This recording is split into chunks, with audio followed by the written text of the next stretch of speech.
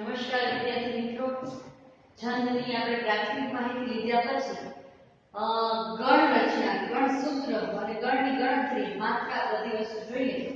તો મેં તમને પહેલા કીધું ને કે આપણે જેમ ગણની ગણતરી આવડી છે ને તો માત્રાની ગણતરી સહેલી છે. કારણ કે ગણ હોય ને ગણ ખબર પડી જાય કે લઘુ છે તો એક માત્રા ગણની અને ગુરુ છે તો બે માત્રા ગણ, બરાબર.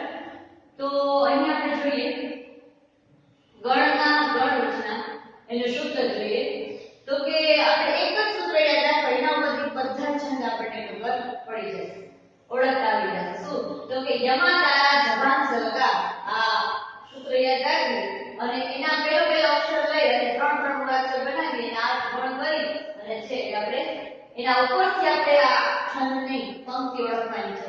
તો ગણ જોઈ લઈએ. યમા તા માતા રા. જો પેલા કઈ રીતે લખવાના, તમારે પરીક્ષાની અંદર જ્યારે ગણ પૂછે ત્યારે તમારે પેલા સૂત્ર લખી લેવું. એને આધારે આ સરસ મજાની આ એક રીત છે ગણ ઓળખવાની, એ લખી. શું તો ય માતા પછી માતારા, અહીંયાથી લેવાનું માતારા, પછી તારા જ, અહીંયાથી એક અક્ષર લેવાનું રાજભા, પછી જવાન ભાનશ નશલ શલકા અને અહીંયા છેલ્લે લગાવશ. પેલો અક્ષર એક મૂકતું જવાનું અને ત્રણ જોડતા બનાવતા જવાનું. એને આધારે જેને બાજુમાં માત્રા છે એને ગુરુ કરવાનું, માત્રા નથી એને લઘુ કરવાનું. એવી રીતે ય માતા તો લઘુ ગુરુ ગુરુ, ગુરુ ગુરુ ગુરુ. જે વિનિશાની દર્શાવેલું છે, બરાબર. ગુરુ ગુરુ લઘુ, ગુરુ લઘુ ગુરુ, લઘુ ગુરુ લઘુ, ગુરુ લઘુ લઘુ, લઘુ લઘુ લઘુ, લઘુ લઘુ ગુરુ. અને અહીંયા લઘુ અને છેલ્લે એ અક્ષર વધે. અક્ષરમેળ છંદની અંદર જ્યારે અક્ષરોની સંખ્યા છે એ ત્રણ જોડકા કરી લીધા પછી સંખ્યા છેલ્લે બે વધે તો એ લગા, પહેલો અક્ષર છે એ લઘુ ગણવાનું, બીજો અક્ષર ગુરુ ગણવાનું, છેલ્લો અક્ષર ગુરુ ગણવાનું. તો હવે આ કઈ રીતે ગણતરી થાય જોઈએ. શીખણી છંદની આ વાત કરી અક્ષરમેળ છંદની અંદર શીખણી છંદ તો એની અંદર અક્ષરોની સંખ્યા 17 હોય છે. જોઈ લઈએ 17 સંખ્યા. આપણે જોડીઓ અક્ષર એક ગણવાનો છે. 1 2 3 4 5 6 7 8 9 10 11 12 13 14 15 16 અને 17. ચાલો એના પર ખબર પડી ગઈ કે આ છંદ છે એ શીખણી છંદ છે. બીજી રીતે જોઈએ તો કે બંધારણ, ગણ બંધારણ જોઈએ. બંધારણ કઈ રીતે નક્કી કરવાનું, તો પહેલા આપણે વાંચતી વખતે જે ભાર મુકાય એ રીતે આપણે લઘુ ગુરુ આપણે નિશાની મૂકી દેવાની. રસ્વ દીર્ઘ, રસ્વ હોય તો લઘુ, દીર્ઘ હોય તો ગુરુ ની નિશાની કરી અને પછી આપણે ગણ રચનાના આધારે જોશું. અશક્ય, લઘુ ગુરુ ગુરુ, જેને આપણે ભાર દે છે સૌ ભાર દે છે. અશક્ય જોડ્યો છે એટલે જોડ્યો અક્ષર છે એટલે એને આપણે ગુરુ ગણ્યો છે. તો લઘુ ગુરુ ગુરુ આવો કયો ગણ બને છે, તો આપણે જોશું. તો કે લઘુ ગુરુ ગુરુ છે પહેલો ગણ છે ય, તો એનો પહેલો અક્ષર લેવાનો એટલે આપણે કીધું ય. હવે જોવાનું માથી, જેને આપણે ભાર કહીએ છીએ, જેને ગુરુ ગુરુ ગુરુ, તો ગુરુ ગુરુ ગુરુ છે કયો છે, તો કે અહીંયા માં, તો એનો પહેલો અક્ષર લેવાનો મ. પછી પ્રભુ, અહીંયા ભૂ આવ્યો છે ઋષિનો રસય અને મૂળાક્ષર પોતે બધા લઘુ છે. તો બધા લઘુ હોય એવો કયો છે, તો કે આ ન ગણ, તો આપણે ન લીધું. પછી તો કે રમશ, તો અહીંયા આપણે સરળતા નથી બોલતા. કેમ? ગાઈને આપણે છંદને ગાતા આવડે તો આપણે ખબર પડે કેવી રીતે ભાર દેવા છે. અસત્યો માહિતી પ્રભુ પરમ સને આપણે ન ગાઈએ છીએ. સત્ય તું લઈ જા, અહીંયા તું છે અનુસ્વાર છે છતાં આપણે ટૂંકાવીએ છીએ રાગ લેવા માટે, તો એ સાથે લઘુ. અને અહીંયા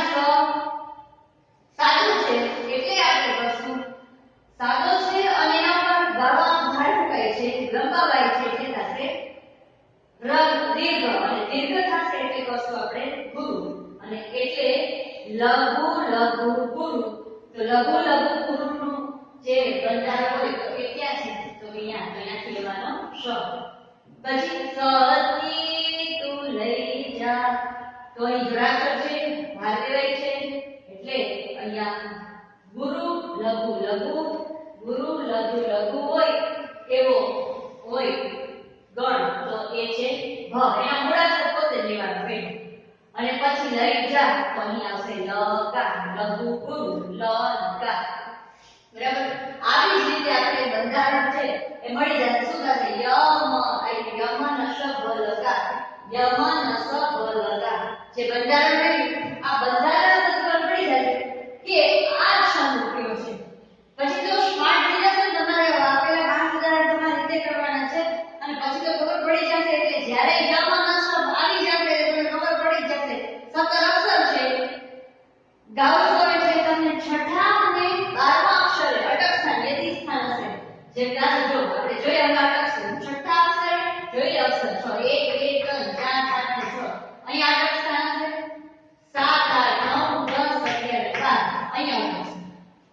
તો ખબર પડી જાય કે આ છંદ કયો છે. ગાવાની ખબર પડી જાય, ગઢ રચનાના આધારે ખબર પડી જાય, અક્ષરની સંખ્યાના આધારે ખબર પડી જાય. ઘણી વખત એવું બને કે અક્ષરની સંખ્યા છે એ મંદાર કાંતા, હરણી, પૃથ્વી, શીખણી, આવા છંદો 17 અક્ષર, બધા 17 અક્ષર છે. કયો છંદ છે કેમ ખબર પડે?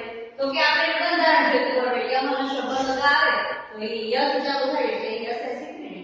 અથવા તો આપણે અક્ષરની ગાડીએ તો ખબર પડે ક્યાં અટક સ્થાન આવે છે. છઠ્ઠા અને 12મા અક્ષર આવતો હોય અટક સ્થાન, અટકવું પડતું હોય તો એ છે સ્થાન છે કે આપણને યતિ દેખાડે છે. એના ઉપર ખબર પડી જાય આ શીખણી છંદ છે. જો અસત અસત્યો માહિતી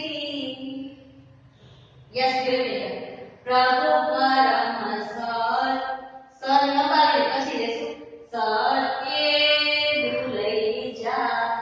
તો બીજા ઉદાહરણના જેવા છે આપણે ગાઈને જોઈએ ને શું મેળ આવે છે કે જોઈએ. અણના પાકીને દ્વિગુણ બનશે પાપ જગના, લડો પાપો સામે વિમલ દિલના ગુપ્ત બળથી, વડાવી વાવી નિજ સકલ સંતાન ક્રમશઃ, ફર્યો તારી સાથે પ્રિયતમ સખે સૌમ્ય ગયના, સહારો ને જોતા વિકસિત થતા શૈલ શિખરે.